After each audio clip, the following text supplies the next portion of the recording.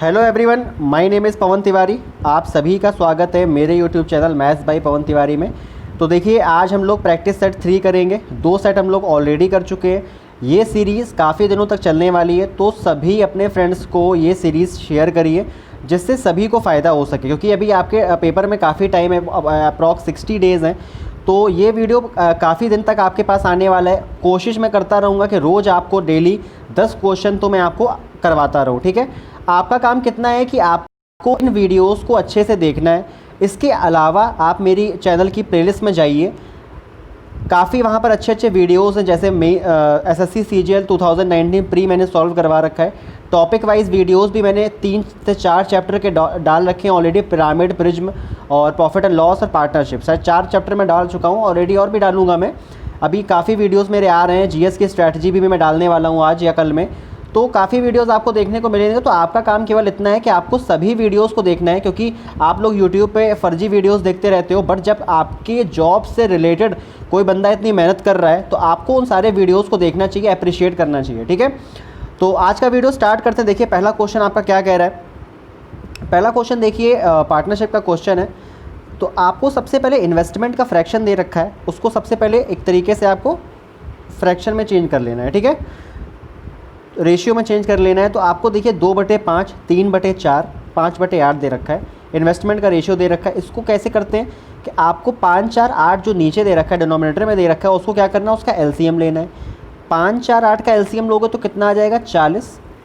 इसका मतलब जैसे आप ऐड करते हो 1/3 + 1/2 को ऐड करते हो, बिल्कुल सेम वैसे ही फंडा है कि 5 अट्ठे 40, 8 दूनी 16 रेशियो, 4 धाम 40, 10 ताई 30, 16 30, 8 पंच 40, 55 25। का मतलब ये आपका इन्वेस्टमेंट रेशियो आ गया 16 30 25, ठीक है। अब आगे क्या बोल रहा है, after 4 months A increased his capital by 50%। 4 महीने के बाद, इसका मतलब 16 ने 4 महीने तक 16 इन्वेस्ट किया, उसके बाद उसने क्या किया, 50% से चीज़ों को इंक्रीज़ कर दिया अपने इन्वेस्टमेंट को। इसका मतलब है 16 का 50% 8, 16 में 8 को ऐड कर दोगे 24 बन जाएगा। 24 का मल्टीप्लाई 8 में करोगे, क्योंकि 4 महीने ऑलरेडी हो चुके हैं, 8 महीने और बचे, क्योंकि 1 साल के लिए उसने इन्वेस्टमेंट किया है, ठीक है। अब रेशियो लगा दो। अब आगे बोल रहा है कि बी ने क्या किया, डिक्रीज़ कर दिया अपनी कैपिटल को 20% से। इसका मतलब उसने 30 जो उसका इन्वेस्टमेंट था वो 4 महीने के लिए तो लगाया, उसके बाद इसमें से 20% कम कर दिया। 30 का 20% कितना होता है, 3 दूनी 6, 30 में 6 कम कर दोगे, कितना बचेगा, 24। 24 × 8, क्योंकि 4 महीने ऑलरेडी हो चुके हैं। उसके बाद रेशियो लगा दो। सी की कोई बात नहीं करी है, तो अपन क्या कर देंगे, 25 × 12, ठीक है। अब देखिए, इन सबका मल्टीप्लाई करके भी हम लोग रेशियो निकाल सकते हैं, बट उसको सिंप्लीफाई कैसे करते हैं। 12 देखिए 4 से कट रहा है, 4 ताई 12, ये 4 दूनी 8, ये 4 पूरा कट जाएगा, ये 4 दूनी 8, ये 4 कट जाएगा। अब हम लोग का देखिए कैलकुलेशन थोड़ा सा ईजी हो गया। यहाँ पे 16 है, यहाँ 48 आ रहा है, 48 16 कितना हो जाएगा, 64 हो जाएगा। रेशियो ये कितना आ रहा है, 24 दूनी 48, 58 68 78, 78 आ जाएगा। 24 दूनी 48, सॉरी 25 ताई 75, तो ये आपका रेशियो आ गया 64 रेशियो 78 रेशियो 75। अब आपको टोटल देखिए प्रॉफिट कितना दे रखा है, 28200। इन सबको ऐड कर दो, तो 8 5 13 4 17 का 7 लगा 1, 6 1 7 7 14 7 21, 217 की वैल्यू दी है आपको 282,100, ठीक है। 7 से कट रहा है ये, 7 3 21, 7 1 7, 7 चौको 28, 7 3 21 00। 31 से काटते हैं तो 31 1 31, 9 31 ताई 93, मतलब 1 की वैल्यू आ गई 1300। 1 की वैल्यू 1300 आ गई। आपको निकालना है बी का शेयर जो कि 78 है। इसका मल्टीप्लाई कर देंगे तो 2 जीरो तो लग ही जाएंगे। 13 अट्ठे 104, 10 13 7 91, 10 101। तो आपका आंसर क्या आ चुका, 101 और 400। आपको ऑप्शन नंबर सी दिख रहा है, ठीक है। तो ये नॉर्मल सा प्रोसेस होता है। आपको भी अगर ये क्वेश्चन आता होगा तो आप लोग कर लोगे। उम्मीद करता हूँ जो मैंने समझाया वो भी आपके समझ में आया होगा। नेक्स्ट क्वेश्चन पे मूव करते हैं। वर्क एंड टाइम का क्वेश्चन है, टाइम एंड वर्क का, सॉरी। कैसे करते हैं इस क्वेश्चन को देखते हैं। आपको देखिए लिखना नहीं है पेपर में कि 4/5 के सामने 20 लिखना है। आपको सीधे क्वेश्चन देख के समझना है। आपने बस यहाँ पे लिखा ABC, आपने लिखा कि 4/5 काम जो है वो 20 दिन में हो रहा है। इसका मतलब 4 पंचे 20 और 55 25, इसका मतलब 25 दिन में पूरा एक काम हो रहा होगा। 3/4 काम 15 दिन में हो रहा है, मतलब 3 पचे 15 और 4 पंचे 20, इसका मतलब 20 में ये कर रहा होगा। अब बोल रहा है कि they work together for 10 days. तो अभी अपन क्या करते हैं, 25 और 20 का एलसीएम ले लेते हैं, वही आपका क्या होता है, टोटल काम होता है। ठीक है, तो 25 और 20 का अगर आप एलसीएम लोगे तो आपको क्या पता चल जाएगा, 100 इसका एलसीएम, इसका मतलब 100 जो है वो टोटल काम है। ठीक है, 25 चौको 100, ए की इफिशियंसी कितनी आ गई, 4 आ गई। बी मतलब 20 पंचे 100, बी की इफिशियंसी कितनी आ गई, 5 आ गई। ठीक है, उसके बाद क्या करना है, उसने बोला कि दोनों मिलकर 10 दिन तक काम करते हैं। इसका मतलब है कि 4 और 5 9 एफिशिएंसी से 10 दिन काम किया, 90 काम हो जाएगा। बचा कितना काम, 10। ठीक है, सी कर रहा है एक दिन में उस काम को। ठीक है, C alone complete the remaining work in 1 day, मतलब एक दिन में बचा हुआ काम सी कर रहा है। इसका मतलब है कि एक दिन में कर रहा है, इसका मतलब सी की इफिशियंसी कितनी रही होगी, 10 इफिशियंसी रही होगी। जब उसने 10 इफिशियंसी से 10 काम को किया होगा तभी तो एक दिन में किया होगा। इसका मतलब सी की इफिशियंसी कितनी रही होगी, 10। अब क्या बोल रहा है कि B and C together can complete 3/4 of the same work, मतलब जो पूरा काम है उसका 3/4 वो कितना आ जाएगा, 75 आ जाएगा। तो कह रहा है कि बी और सी मिलके उस 75 काम को कितने दिनों में करेंगे। ठीक है, तो बी और सी की इफिशियंसी कितनी है, 15, तो 15 पना 75, इसका मतलब 5 दिन में करेंगे। ठीक है, तो देखिए मैं सारे अच्छे क्वेश्चंस ले रहा हूँ। जब मैं क्वेश्चंस को पिक करता हूँ या कई क्वेश्चन पेपर्स में से निकालता हूँ तो बहुत सिंपल सिंपल क्वेश्चन एसएससी में आए हुए, इवन सीजीएल मेंस में आए हुए, सीपीओ में आए हुए हैं, बट मैं उन क्वेश्चंस को नहीं करवाता हूँ। ठीक है, क्योंकि मेरा मोटो यहाँ पर एकदम सिंपल क्वेश्चंस करवाने का नहीं है। बहुत सारे यूट्यूब प्लेटफॉर्म्स पर मैं देखता हूँ कि इतने सिंपल क्वेश्चंस करवाए जा रहे हैं, वहाँ पर बच्चे बहुत बहुत देख रहे हैं, बट यहाँ पर मैं इतने अच्छे क्वेश्चंस करवा रहा हूँ फिर भी बच्चे नहीं आते हैं। तो वही है कि जब आप किसी प्लेटफॉर्म को स्टार्ट करते हैं तो स्टार्टिंग में ऐसा होता है। आप लोगों का काम है, जो भी लोग देखते हैं उनका काम है शेयर करना वीडियो को, जिससे ज़्यादा से ज़्यादा लोगों तक रीच पहुँचे, उनको अच्छे अच्छे क्वेश्चंस मिले, अच्छे अच्छे कॉन्सेप्ट मिले। ठीक है, तो आप लोग शेयर करते रहिए। ठीक है, नेक्स्ट क्वेश्चन में मूव करते हैं। नेक्स्ट क्वेश्चन देखिए, ये बहुत अच्छा क्वेश्चन है। देखिए एक बहुत ही प्यारा क्वेश्चन, एक बार खुद से भी ट्राई किया करिए। तो स्टार्ट करते हैं क्वेश्चन को पढ़ना। देखिए क्वेश्चन क्या कह रहा है आपसे, a person invested a sum of, मतलब एक मूलधन है 18,600। हिंदी में भी समझा देता हूँ क्योंकि इंग्लिश वाले स्टूडेंट्स कहते हैं कि इंग्लिश में क्वेश्चन डाला करिए। हिंदी वाले स्टूडेंट्स मुझे लगता है समझ लेते होंगे, तो क्वेश्चन को मैं हिंदी में भी बता देता हूँ। इतना ही मैं कर सकता हूँ, इससे ज़्यादा एफर्ट मैं नहीं डाल सकता हूँ। ठीक है, थोड़ा सा आप लोग भी मैनेज करिए, मैं भी मैनेज कर रहा हूँ। तो a person invested a sum of 18,600, मतलब 18,600 रुपये का जो मूलधन है वो X% की दर पर किसी ने इन्वेस्ट किया, और दूसरा बंदा क्या कर रहा है कि उससे दुगने एक तरीके से मूलधन को, तो मतलब जो आपको दिया गया है इसका दुगना, डबल, और उसकी दर क्या कर रहा है कि पहले की दर से 2% ज़्यादा पर, 2% ज़्यादा पर कर रहा है। दोनों सिंपल इंटरेस्ट पर हैं। तो क्या कह रहा है कि टोटल इंटरेस्ट जो है 3.5 साल के बाद आपको इतना मिलता है। तो देखिए बहुत सिंपल सा क्वेश्चन है, अगर आप इसको बेसिक से भी करेंगे तो क्या चीज़ रहेगी। देखिए टाइम दोनों में सेम है, तो टाइम को हम लोग कॉमन ले लेते हैं। मैं सिंपल सा लगा रहा हूँ, PRT/100, SI बराबर PRT/100 होता है, जिसमें T दोनों में सेम है, कॉमन आ जाएगा।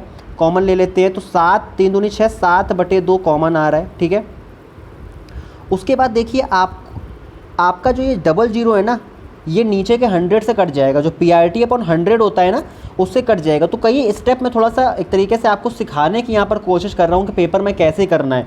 ये मेरा मेन मोटो है। मेरा मोटो ये नहीं है कि आपको मैं क्वेश्चन को समझाऊँ, क्योंकि मैं बहुत बेसिक से जाऊँगा ना, तो यहाँ पर एक्चुअली मैं प्रैक्टिस बैच चला रहा हूँ, ना कि आपको मैं बेसिक से समझा रहा हूँ। ठीक है, तो आपको पेपर में कैसे क्वेश्चन को करना है ये सबसे इंपॉर्टेंट है। तो जैसे ही आपने देखा कि टाइम दोनों के लिए सेम है, आपने 7/2 को कॉमन कर लिया। अब आप देख रहे हो कि 18,600 रुपये आपका मूलधन है, जो कि नीचे के 100 से कट जाएगा, तो और दोनों में 18,600 आएगा, तो आपका 186 भी कॉमन आ जाएगा। ठीक है, अब क्या बचा, अब बचा केवल दर आपका। तो यहाँ पर x बचेगा, प्लस यहाँ पर क्या था कि आपका मूलधन डबल था, तो आपने तो केवल मूलधन कॉमन लिया है, तो जो डबल पार्ट है वो तो छूट जाएगा ना। ठीक है, उसके बाद देखिए दर कितनी थी, दर थी x+2। इतना आ गया समझ में आपको। आप देखिए आगे क्या दिया गया है आपको इंटरेस्ट दिया गया है 23,11,0.5। ठीक है, अब देखिए यहाँ से 2 से कट जाएगा, ये 93 आ जाएगा। ठीक है, 7 से ये कट जाएगा, 7 × 21, 7 × 21, 7 × 7, 7 पना 35। ठीक है, उसके बाद देखिए दूसरी चीज़ क्या करनी है आपको, यहाँ पे एक चीज़ आपको यहाँ पे दिख रही होगी। अब ये देखिए 93 तो दर चला जाएगा, ये 30,31.5 बटे में कितना आ जाएगा 93। ये देखिए यहाँ पर 2x और x मिलके 3x बन जाएगा, प्लस का 4 बन जाएगा। ठीक है, अगर आप 3031.5 और इसमें भाग लगा दें 93 का, तो आपको देखिए यहाँ पर कितना मिल जाएगा। कुछ गलत कर रहे हैं क्या अपन, यहाँ पे 7 का डिवाइड किया था 7 त्रिक 21 और फिर 7 त्रिक 21, सॉरी यहाँ पर 3 हो जाएगा। सॉरी यहाँ पर थोड़ा गलत हो गया। एक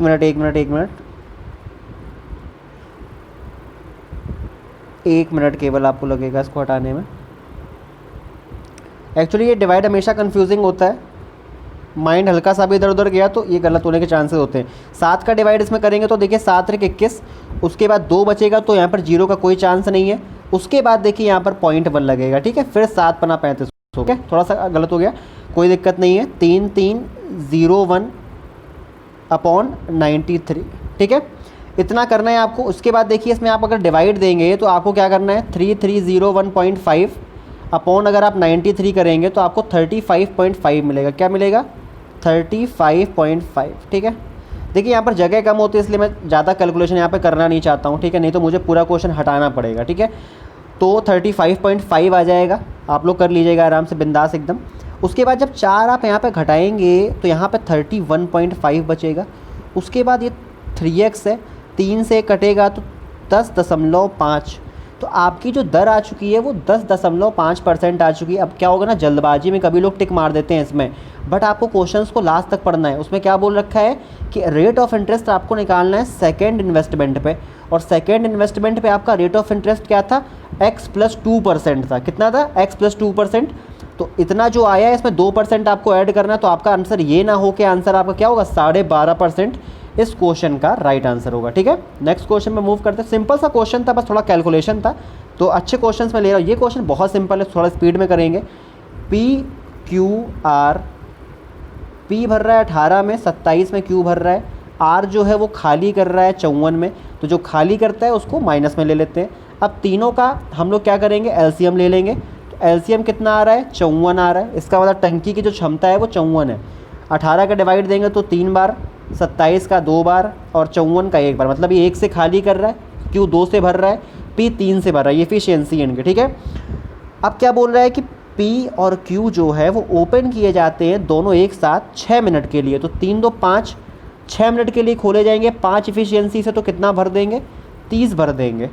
अब क्या कह रहा है कि अब उनको क्लोज़ कर दिया जाता है, दोनों को बंद कर दिया गया। अब R को ओपन किया गया, तो R तो 1 से खाली कर रहा है ना, तो वो कब तक खाली कर देगा, तो अगर ये 1 से खाली कर रहा है इसका मतलब ये 30 मिनट में खाली कर देगा।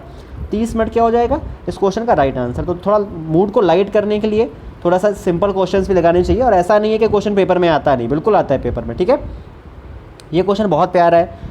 तो कैसे इस क्वेश्चन को करते हैं, देखिए बोल रहा है कि from a point 12 metre above the water level. ठीक है, तो कोई वाटर लेवल है आपका, उससे 12 मीटर अबव,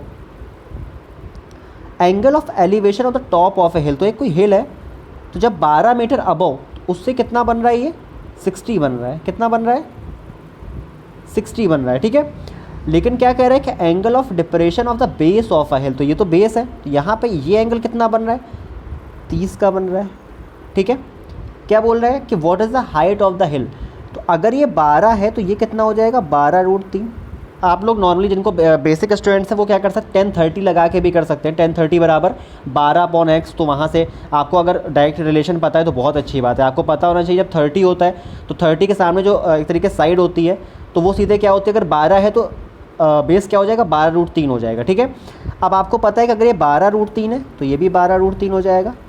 ठीक है, और अगर ये 12√3 है तो ये कितना हो जाएगा, ये 36 हो जाएगा। क्योंकि आपको पता है कि जब 60 होता है तो जो परपेंडिकुलर होता है, जो 36 होता है, तो बेस क्या हो जाएगा, 36/√3।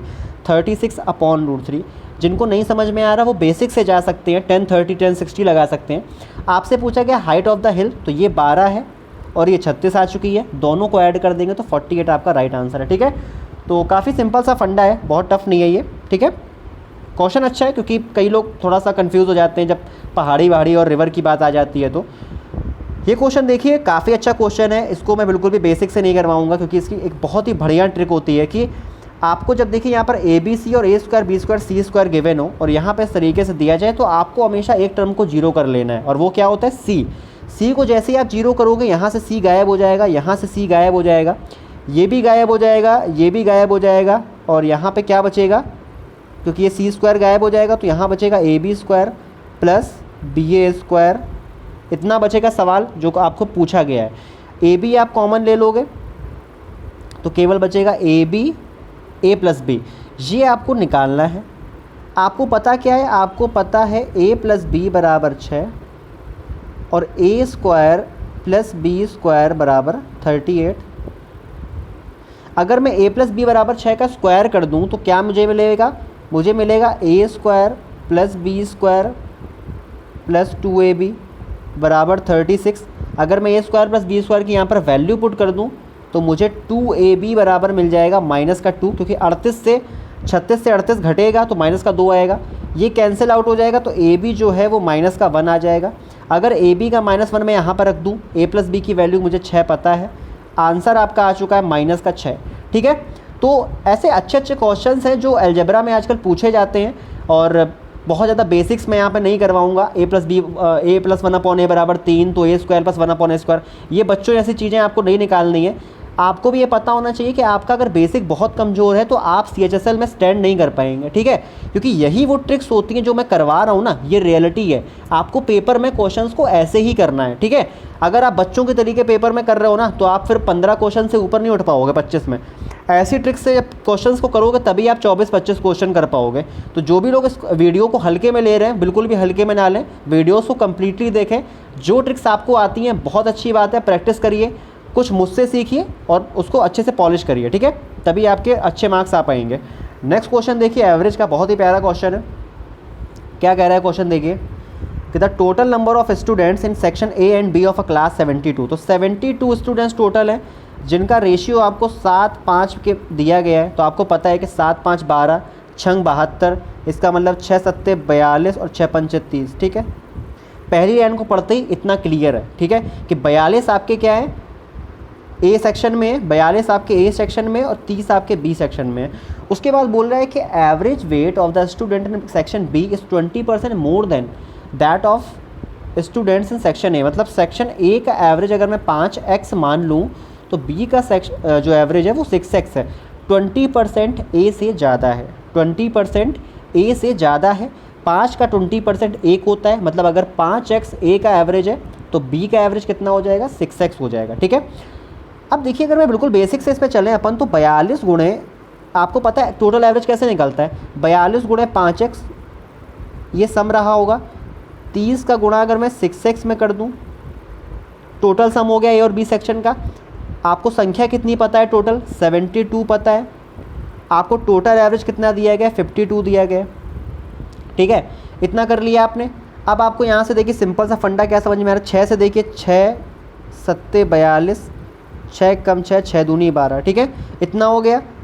7 पना 35। यही देखिए क्या होता है ना, आपको आंखें बंद करके कैलकुलेशन नहीं करना है, आपको आंखों खोल कर दिमाग को खोल कर एक तरीके से कैलकुलेशन करना है कि कहाँ पे ऐसी संख्या कॉमन आ रही है जिससे हमारी कैलकुलेशन इजी हो रही है। ठीक है, तो जैसे ही मुझे देखा कि 42 और 6 और 30 है, इसका मतलब 6 कॉमन आ रहा है और नीचे से कट रहा है। तो अब देखिए 12 का 52 में कितनी जल्दी आप मल्टीप्लाई कर सकते हो कि 12 दूनी 24, थोड़ा कलर चेंज कर लेते हैं, 12 दूनी 24, 2 12 5 60 और 2 624 आ गया। ये कितना आ रहा, 7 पना 35x और 30x, 35 30 कितना होता है, 65x आ चुका है। ठीक है, क्या पूछा गया है आपसे, व्हाट इज़ द एवरेज, 13 से कट रहा है क्या, 13 पचे 65 और ये कितना आ रहा है, 13 पचे 13 चौको 52 और 13 8 104। तो देखिए कट रहा है, तो 5x की वैल्यू कितनी आ गई है, 48 आ गई है। आपसे क्या पूछा गया है कि what is the average weight of the students in section B.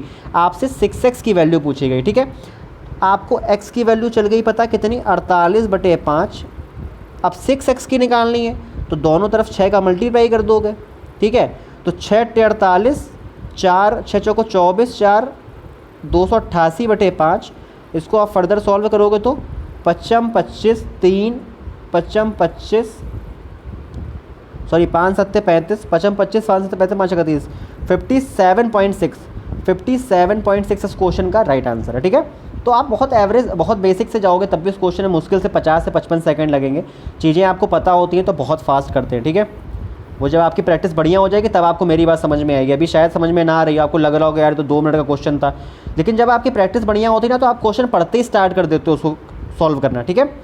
ये क्वेश्चन देखिए, ये भी प्यारा क्वेश्चन है, 8 नंबर क्वेश्चन है ये। PT is a tangent at the point R on a circle with centre O। इसका मतलब है कि सबसे पहले आपसे एक सर्किल की बात करी गई, आपने एक सर्किल ड्रॉ कर लिया, ठीक है, थोड़ा अच्छा सर्किल बनाते हैं, ठीक है। उसके बाद आपसे बोल रहा है कि PT एक टेंजेंट, मतलब एक स्पर्श रेखा है, PT एक स्पर्श रेखा है जो यहाँ पे स्पर्श कर रही है, PT जो कि R पे स्पर्श कर रही है, ठीक है, R पे स्पर्श कर रही है, जो O उसका क्या है, O उसका सेंटर है आप। और उसके बाद क्या बोल रहे हैं कि SQ is a diameter which when produced, मतलब जब वो आगे बढ़ाई जाती है तो कहाँ पर मिलती है, PT पर मिलती है जाके। इसका मतलब कुछ इस तरीके से SQ कहाँ मिल रही है, P पर मिल रही है, देखिए लास्ट में लिखा हुआ इधर ये P पर मिल रही है, ठीक है। SPT कितना दिया गया है आपको, SPT आपको 32 दिया गया है। तो आपको जैसे ही 32 चला पता, आपको पता है कि इसको अगर मैं मिला दूँ तो ये 90 बनता है। स्पर्श रेखा केंद्र पर कितना बनाती है, 90 का कोण बनाती है, ठीक है। अगर ये 90 है, आपसे क्या पूछा गया है, QRP पूछा गया, मतलब QRP मतलब अगर मैं थोड़ा सा इसको इससे दिखाऊं तो ये जो ये जो एंगल है ना, ये वाला एंगल आपको दिख रहा है, ये वाला एंगल आपसे पूछा गया, ठीक है। तो अल्टरनेट सेगमेंट थ्योरम भी आप लगा सकते हो कि अगर ये 32 है तो ये पूरा 90 है, तो इसका मतलब ये एंगल कितना हो जाएगा। अगर आप ट्रायंगल PRO की बात करो, ट्रायंगल PRO की, तो आपको एक एंगल 90 पता है, आपको एक एंगल 90 पता है, एक आपको 32 पता है, तो ये कितना आ जाएगा, 58 आ जाएगा, ठीक है। अगर ये 58 है तो उसको मैं अगर रचना कर लूँ यहाँ पर इस तरीके से, तो आपको पता है कि केंद्र पर बना कोण परिधि पर बने कोण का दुगना होता है, तो ये 29 हो जाएगा। अगर ये 29 हो जाएगा तो ये इस तरीके से मैं बताता हूँ कि अगर ये कोई स्पर्श रेखा है और ये कोई ट्रायंगल बना दिया जाए, अगर ये थीटा है तो ये भी थीटा होता है, ये एंगल सेगमेंट थ्योरम है, ठीक है। क्या है, alternate segment theorem. Alternate segment theorem कहती है कि अगर किसी भी वृत्त में कोई स्पर्श रेखा खींची जाती है तो ये जो एंगल थीटा होता है ये एंगल थीटा के बराबर होता है, ठीक है। उसी प्रकार ये जो एंगल ना आपको दिख रहा है, ये जो एक ट्रायंगल बन रहा है, ये जो ट्रायंगल बन रहा है, अगर ये थीटा है तो ये भी थीटा होगा, ठीक है। इस तरीके से भी आप कर सकते हो। दूसरा तरीका देखिए क्या है, अगर आप ये सब ना बनाओ तो ये 58 आपका आ चुका है। अब आपको पता है कि ये दोनों एंगल आप निकाल सकते हो। अगर आप इस सर्किल की बात करो, ठीक है, तो ये 58 आपको पता है। अब आपको पता है कि ये भी रेडियस है, ये भी रेडियस है, तो ये दोनों एंगल आप निकाल सकते हो। तो दोनों एंगल कितने आ जाएंगे, 58, 60, 122, मतलब 61 के आ जाएंगे। ये 61 हो जाएगा, ये भी 61 हो जाएगा। अब आपको पता है कि पूरा एंगल 90 है, 61 आप निकाल चुके हो, 90 में से 61 जाएगा तो 29 बचेगा, ठीक है। तो इस क्वेश्चन को करने के 2 तरीके हैं, दोनों मैंने आपको बता दी। एक तो आपका अल्टरनेट सेगमेंट थ्योरम से भी लग जाएगा, बट उसके लिए आपको ज़्यादा सोचना पड़ेगा। इसमें आपको ज़्यादा नहीं सोचना पड़ेगा, जैसे आपका 58 आया वैसे ये कितने हैं, 61 के है, पूरा 90 है, पूरा 90 है तो 61 घटा दोगे तो 29 आ जाएगा, ठीक है। नेक्स्ट क्वेश्चन में मूव करते हैं। इसको देखिए मैं होमवर्क में देना चाहता हूँ बट मैं करवा देता हूँ इसको, ठीक है। नेक्स्ट टाइम से जो भी सिंप्लीफिकेशन का क्वेश्चन होगा आप लोग उसको होमवर्क के तरीके लीजिए, क्योंकि इतना ज़्यादा मेरे ख्याल से बताने की इसमें ज़रूरत नहीं है, बट प्रैक्टिस, क्योंकि प्रैक्टिस सेट है ये, तो आपको प्रैक्टिस करने को मिलेगा, ठीक है। तो जिनको नहीं है वो कमेंट सेक्शन में डाल दीजिएगा, मैं दोबारा बता दूंगा, ऐसी कोई प्रॉब्लम नहीं है। थोड़ा स्पीड में करते हैं इसको। तो ये कितना आ रहा है देखिए, एक एक करके सॉल्व करते हैं। तो इसको मैं अगर सॉल्व करता हूँ तो कितना आएगा, 20 9 180 आ जाएगा, 189 बटे में 20 आ जाएगा, ठीक है, 189 बटे 20 आ जाएगा। और ये कितना आ जाएगा, 8 7 56, 56 7 63 बटे 8, ठीक है। तो अगर मैं इसको सही से करूँ तो ये हो जाएगा 63 बटे 8, इंटू करोगे तो 20 ऊपर चला जाएगा और 189 नीचे आ जाएगा, ठीक है। 63 से कट जाएगा 3 बार और ये कट रहा है 4 दूनी 8, 4 पंचे तो ये 5 बटे 6, 5 बटे 6 आता हुआ आपको दिख रहा है। कितना आ गया इससे, इन दोनों को सॉल्व किया तो 5 बटे 6 आ गया, ठीक है। 9 पन्ना 45, 46 बटे 9, ये माइनस हो गया, यहाँ पे डिवाइड लग गया, सॉरी डिवाइड है ये, ठीक है, प्लस नहीं है, डिवाइड है। इसको देखिए सॉल्व, ऑफ को पहले सॉल्व किया जाता है, तो ये आ गया आपका 3 बटे 14। देखिए 3 1 3, 7 दूनी 14, 3 बटे 14 आ गया। लेकिन देखिए भाग लगा है तो उल्टा हो जाएगा, तो 14 बटे 3, 14/3 हो जाएगा, 5 चौको 20, 21/4। ठीक है, समझ में आ रहा है आपको? 5 चौको 20, 21/4 मल्टीप्लाई हो जाएगा। अब देखिए इसको सॉल्व करते हैं, क्योंकि भाग लगा हुआ है तो इन तीनों को एक साथ सॉल्व कर लेंगे। इसको अगर आप सॉल्व करते हैं तो आपको देखिए 18 आ रहा है आपका, एक तरीके से एलसीएम आ रहा है। 9 दूनी 2 छंग 12, 1 2 चौको 8 1 9 92 आ रहा है। ये 6 3 18, 3 5 15 आ रहा है। और इसको फर्दर सॉल्व करोगे तो 12 में 5 गया 7, 8 में 1 गया 7, 77/18 आ रहा है। अब आपको दिख रहा है कि यहाँ पे भाग लगा हुआ था, ये क्या लगा था? भाग लगा था। अगर आप इसको गुणा में चेंज करोगे तो 18 ऊपर पहुँच जाएगा, 18 ऊपर पहुँच जाएगा और 77 नीचे आ जाएगा। बाकी सब भी भाग मल्टीप्लाई में थे तो इन सबको इकट्ठे सॉल्व कर लेते हैं, कोई दिक्कत नहीं है। देखिए 7 3 21 और ये आ गया 11, 3 से 3 कट गया, 4 यहाँ पर पूरा कटेगा तो एक तो यहाँ 7 देके जाएगा और एक यहाँ 9 देके जाएगा। तो 63/11 क्या देके गया अपने को? 63/11 देके गया। पूरी संख्या क्या देके गई? 63/11। ये क्या दिया गया है? 11/21। देखिए 11 से 11 कैंसिल आउट, 21 ताई 63। इसका मतलब है पूरी संख्या क्या देके गई? 3 देके गई। केवल क्या देके गई? 3 देके गई। इतना पूरा सॉल्व किया मैंने, 3 आया। आप लोग भी सॉल्व करिएगा, अगर आप कुछ लोगों को समझ में नहीं आ रहा खुद से सॉल्व करिए, क्योंकि ये चीज़ें धीरे धीरे समझाने वाली नहीं है। आपको पता है ब्रैकेट सॉल्व करते हैं पहले, ब्रैकेट के अंदर पहले ऑफ सॉल्व करते हैं, फिर डिवाइड, फिर मल्टीप्लाई, फिर एडिशन, फिर सब्सट्रैक्शन। ठीक है, अब देखिए यहाँ पे क्या है, यहाँ पे भी पहले ऑफ सॉल्व होगा, जैसा कि मैंने अभी बताया। ऑफ का मतलब मल्टीप्लाई होता है। 2 गुणा 1/2 लिखा है, 2 से 2 कैंसिल आउट, केवल 1 बचेगा। 2 भागित 1 केवल 2 बचेगा। तो यहाँ पर 2 आ चुका है, आपका आंसर 5 आ चुका है। 5 इसका राइट आंसर है। ठीक है, क्योंकि ऑप्शन थे 7/2, फिर 3 था, फिर 5 था, फिर 9/4 था। 5 आपका राइट आंसर है। हो सकता है मैं थोड़ा तेज़ बताया हूँ, क्योंकि टाइम काफ़ी हो चुका है ऑलरेडी और ये क्वेश्चन ज़्यादा टाइम लेने वाला है नहीं। ठीक है, नेक्स्ट क्वेश्चन पे मूव करते हैं। ABC is a equilateral triangle. तुरंत हम लोगों ने ABC पढ़ते ही सबसे पहला काम ABC को इक्विलैटरल ट्रायंगल बना दिया। आगे आपसे बोल रहा है कि DEF are the points on sides BC। तो यहाँ पे D है, AC पे आपका E है और AB पे आपका F है रिस्पेक्टिवली, सच दैट AD लंब। देखिए अब सारे क्या है? परपेंडिकुलर है। आपको पता है कि समबाहु त्रिभुज जो कि इक्विलैटरल ट्रायंगल होता है उसमें सब कुछ लगभग सेम होता है। एंगल बाइसेक्टर भी वही होगा, लंब भी वही होगा। ठीक है, और आपका जो एक क्या बचा? मीडियन भी वही होता है। सब कुछ एक ही चीज़ होती है। आप यहाँ पे क्या कर सकते हो? कंडीशन को एक तरीके से फॉलो करने के लिए आप क्या कर सकते हो? साइड्स को अपने मन से कुछ मान लो। जैसे आप मान लो 2 मान लिया मैंने, सारी साइड्स 2 हैं।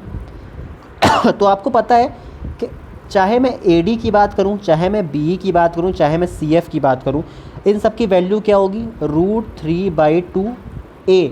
A मतलब क्या होता है? भुजा। आपको पता होगा, बताने की जरूरत नहीं है। किसी भी समबाहु त्रिभुज में जो माध्यिका होती है या जो लंब होता है वो सब क्या होता है? √3/2a। ठीक है, कैसे निकलता है वो आने वाले टाइम बताएंगे। तो √3/2a, A हमने क्या मान रखा है? 2, इसका मतलब √3 आ चुका है। अब हम लोग क्या करते हैं ना, सेटिस्फाई कराते हैं जाके एक बार। तो यहाँ पे क्या दिया गया? 4AC²। AC क्या है? 2, तो मतलब 2 दूनी 4 चौको 16 बराबर 5 BE²। BE क्या है? जो √3 आया है, 3 आया, 5 3 15। देखिए ये पहली कंडीशन नहीं कर रही सेटिस्फाई। दूसरी में देखिए 3AC²। AC² मतलब 4, तो 4 3 12 एक साइड आ गया आपका। दूसरी साइड 4BE² और B √3 है।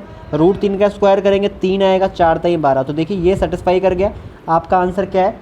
B ऑप्शन आपका राइट आंसर है। ठीक है, तो इस तरीके से देखिए सारे क्वेश्चंस हो चुके हैं। उम्मीद करता हूँ आपको काफ़ी समझ में आया होगा। अच्छा लगे वीडियो तो लाइक शेयर करिए। अगर आपको काफ़ी अच्छे लग रहे हो वीडियोस तो चैनल को ज़रूर सब्सक्राइब करें और अपने फ्रेंड्स को ज़रूर शेयर करें। ठीक है, तो आज के वीडियो में इतना ही। मिलते हैं नेक्स्ट वीडियो में। Thank you so much for watching this video. Bye bye, take care. Telegram channel पर आपको ऐड होना है तो डिस्क्रिप्शन में सारे लिंक मैं प्रोवाइड कर दूंगा। मेरे सारे वीडियोस आप देखिए, आपको बहुत नॉलेज मिलेगा। मैं पढ़ाता भी हूँ और आपको SSC के बारे में नॉलेज भी देता हूँ। तो इतना मुझे लगता है बहुत काफ़ी है आपके लिए फ्री में। तो आज की वीडियो में इतना ही। मिलते हैं नेक्स्ट वीडियो में। Bye bye, take care.